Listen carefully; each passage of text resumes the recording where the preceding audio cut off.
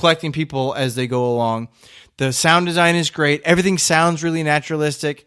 It's been going for many episodes, and I just jumped into the first because I was like, maybe I don't understand how narrative podcasts work. Maybe along those lines, I thought maybe narrative podcasts simply don't work. Right. Maybe in the age of film and television, that this serial, this is not the 1920s anymore. The heyday of the radio drama.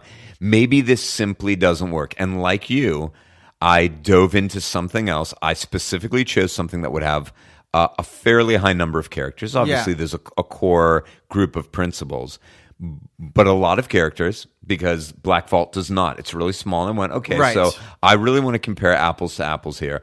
I also wanted something that was from a big studio, had a lot of money behind it, had notable voice actors, and had or was purported to have very rich sound design. Right. Again, getting as close as I could to Blackout. An apple-to-apple comparison. Apple to apple, and that was, and Doug, I thought actually Doug had only listened to the second New Orleans-based Wolverine. I forgot he'd listened to The Long Night, which is the one that takes place in Alaska. And he's right. Wolverine is a almost tertiary character in it. Oh, okay. He's there as a flashback, voicemails, things like that. Got it. It was fantastic. Oh, okay. I can answer the question now, at least for me, this is all very subjective, that you absolutely can have a narrative podcast with rich sound design. It's fantastic. All the ways in which it could go wrong, it does not. The voice acting is great. The sound design was unbelievable. As they're in a bar, I'm in the bar with them. If they're at the docks, I'm at the docks. If they're in a abandoned cabin, I mean, with headphones in, you are there. The acting is delivered so well. Even when they, had a young voice actor, someone who's supposed to be like a 9-year-old kid. Yeah. I'm like, okay, this is the one area where it can go wrong because it can be tough to get. Kids don't have 30 or 40 years to hone their craft. The kid was great. Everything was good. Doug, do you agree? You really loved it. It was awesome. Well, I couldn't wait to listen to the next one. As I'm approaching the end, I'm bummed because I won't have any more to listen to. Wolverine was written by a guy named Benjamin Percy, who is a longtime writer of comic books and novels. That makes sense because it's super slow burn. This is, for anyone listening, this is not a underwear on the outside and capes comic book. Didn't you feel it felt more like an episode of the X-Files? You're following two agents in the small town. Something is going on. There's the wealthy family that seems to have, their hooks into the town. There's been some murders. It was great. I'm definitely going to listen so to much. It. Yeah, you should. Now, you mentioned something about, big studio production. I'm curious, how much money do you think was backing Blackout? And I asked because I wish we had numbers for it. I don't know. Where I work, it's just an office complex, but you walk into the lobby and they've got monitors. Yeah. Usually it's news, whatever.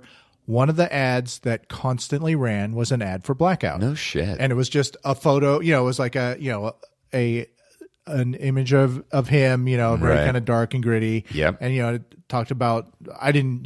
They kind of flashed through, so I never stopped to read the whole thing. But I think for a month, I saw it on a regular basis. Wow. I think Limetown does have some clout and some pull. It got a lot of write-ups in different trade magazines and review places. How many different studios? I'm associating this with what they'd say, which was Q Code in association with Endeavor Audio. What the hell's Limetown? How many different productions were behind this? Limetown? Yeah, I don't know what that is. Limetown's a podcast. Oh, wait a minute. What are you talking about? What the hell just happened here? I got confused. Doug was saying that he was constantly seeing ads for Blackout. Right. And he was saying, I wonder how much money was behind. Oh, you're just saying there are some podcasts that have a lot of money behind them? Yes. What was Limetown? Tell me about it. I have no idea what that is. Limetown was a podcast from 2015 that was essentially very similar to this show. And it was proof to me that a small studio could make something like this, but better. It was narrative as well? Correct. Okay. And I had listened to it all the way through, and it was kind of disturbing or upsetting because they made the first season. It was great. It was basically about a show about a town that disappeared. Okay. And it's about these two kind of X-Files type Mulder and Scully characters trying to piece together what happened in Limetown, which was basically a military organization town, sort of like there was a town when they were doing the Oppenheimer research in New Mexico or Arizona or whatever. There was a whole town that was owned by the government and staffed by government. Okay. And so Limetown is sort of the same idea, and it's basically a town that was there to support the base. Exactly. Okay. It's a town to support this research that was happening under lock and key. And, 911 call happens, the police show up, they're not allowed inside, and then when they eventually can get into Limetown, the town is deserted except for like a handful of people who lived. Great voice acting, really good, and it makes me want to listen to Wolverine, but also Limetown is a great narrative podcast made by a small company. The problem was they made a first season, and then they sold book rights and sold TV rights and never made a second season because they were working to develop that TV show, and so they couldn't make, this is my supposition, they couldn't make a second season while they were working on the TV show version. Right. And Blackout, the trial, guys, it drove me crazy. And if we take it was such bad writing. A stroll to the 1-Star Bazaar, you will find multiple 1 stars that specifically reference that episode. Now, again, I had problems with it long before that, but that was egregiously stupid. Like, I hated listening to any of the parts with Lincoln. Lincoln was so aggressively uncomfortable for me to try to listen to. And I felt that literally from the first words that Madeline spoke. Right, and Madeline was bad, but I didn't hate her. And the problem for me was the trial was evidence that you can take a big idea, and then as soon as you get into the details of it, it falls apart. Sure. I felt like they tried to focus so strongly on the stupidest parts, and that was where I felt the writer the most. The writer went, I have this message I want to send, which is that power in the wrong hands can corrupt and turn people stupid. And I think that there's a reason why you have to have this big crowd cheering at the end when this kid gets, trial and it is found guilty and has sentenced to hanging, and everybody cheers. Is this guy going, I need to make a statement with my podcast? And it just take a trip there on the 1-Star Bazaar, because I'd love to hear some of the reviews, if you don't mind. I mean, you do get a lot of, look, as is true with just about everything that we cover. We try to cover things that have a hell of a lot of reviews because we're trying to talk to people about stuff that's likely to be encountered by them. And of course, we've dipped our toes into kind of obscure and new podcasts as well. You're going to get a lot of reviews that really like it. Right. You're going to get a lot of reviews, people saying, I don't understand what this person was critical of. But to give you an example, I mean, this one is corny, unrealistic, and all around awful. And as I always say when I'm reading these, keep in mind these are just the 1 stars, and there are myriad 5 stars. So many 5 stars. Here's another. I mean, it does capture your attention. I felt compelled to finish it, but the characters were painfully stereotyped and caricatures. I understand this might be intentional to keep our attention as listeners, but it was so extreme at times. There were lots about it being became weird and absurd way too fast. Ads in the beginning and ads in the middle and ads at the end. You get a lot of that. And I did read one earlier that was just about the trial. This one is about Sonos. I think we know where that's going. Another one, so many commercials. They could be ad providers. We're not going to turn it down. We We're not going to say anything bad welcome about Sonos. Sonos' money, right? And I think that I could see why you could enjoy this. Blackout started, because I know you wanted to reference the Trump. Yes. Blackout started, It Should Have Been Better, is the name of this review. And it's by Lachelle. This is from very recently, mid-March in this year, 2019. Blackout started really strong, but got progressively more ridiculous. My husband and I were laughing out loud at the trial episode and spent the rest of our road trip speaking in the ridiculous accents used by the actors. For a podcast that claims to care so much about sound quality, the commercials were jarring and poorly placed. I fully supported the commercialization of podcasts and art, but this is a good example of it being done poorly. Yes. So there you go, guys. You don't want anyone laughing out loud at what is supposed to be really the denouement of your drama. Yeah. I got to tell you, the problem that I'm going to have is that you made me listen to the whole first season. Yes. I'm somebody who will watch a bad B movie, I know, Doug. Maybe even a C movie. Or bad TV series. And a bad TV series to the end because, fingers crossed, it'll get better. I've watched movies and And I will sit through the whole thing going, it can't be this bad the whole way. Something good has to happen. Right. There's got to be one good performance. There's got to be something. And I'll get to the end and say, nope, never got better. And my wife Candace will ask me all the time, did you watch that whole thing?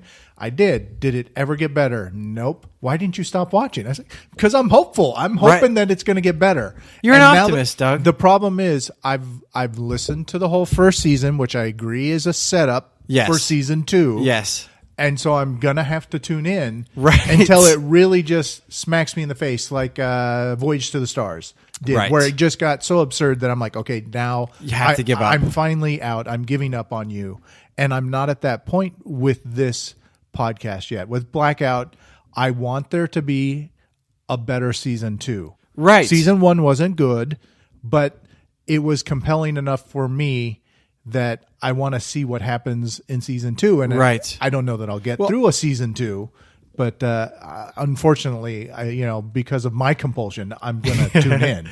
Right. And I appreciate that about you, Doug, because you'll be the one who will be checking in and catching up about season 2. Because I would not have finished this podcast unless it was assigned. Oh, I don't think I would have gotten past the first episode for me. Yeah. I loved the opener. I heard that staticky communication. It didn't sound remotely melodramatic. It was really naturalistic.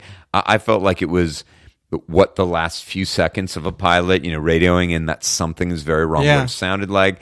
I am all in. And then, man, it went really quickly downhill for me. It absolutely did. Obviously for all of us, because I think that was a big setup with that opener. I thought, oh, this is going to be good. This is interesting. Certainly. And then it really just immediately crumbled. And I love premises where there are worldwide calamities. I think that's really interesting and fun. Yeah, I mean, I've watched all of those TV shows. Right. If they're, Revolution, Jericho is really good. I mean, there's been others. I will watch them. Walking Dead, I think, is definitely a calamity show. Sure. All right, boys. Well, I think it is high time for our reviews. Brando, you go first. So I don't think that this is a problematic show in the sense that it could have been good. It's not problematic to its core. It's not a 1-star. For me, this is a solid 2-star. Okay. I think Remi Malek does the best he can. I don't buy him as a DJ. I think that I've made that perfectly clear. You did. You have, yes. When he... I want to do a Remi Malek, but it's just going to be a bad impression. Sure. So I'm not going to try it. Okay. But I will do a bad impression of Mark Wahlberg. Yes. Hey, I can't do it. I don't know how to do all the other. I should have worked these both. But Brandon, let's start with this. Let's reverse engineer this. Let's reverse engineer it. What what impressions do you do well? If you said, what's your single best impression? Oh, g'day, mate. I'm a very good Australian accent. Please do the remainder of this with your great Australian accent. So, I think that the best part about this show, right, was that it's an interesting premise done poorly. A real shitter. They took a real shitter with the way that they actually pulled this off. I think that if they had focused on telling a non-trope story, they could have really knocked it out of the park. A whiz-banger of a show. Sure, yeah. But the accents are terrible. The writing's shit. And most of all, I didn't care about the characters. I was like, fuck it, let them all die. Have them take a walkabout. Let the Qualbies feed on the dead bones. Much like your nation's Crocodile Dundee. Right on, brother. National treasure, yeah. Right. I thought, get to motoring. Let's make this all work. Sure.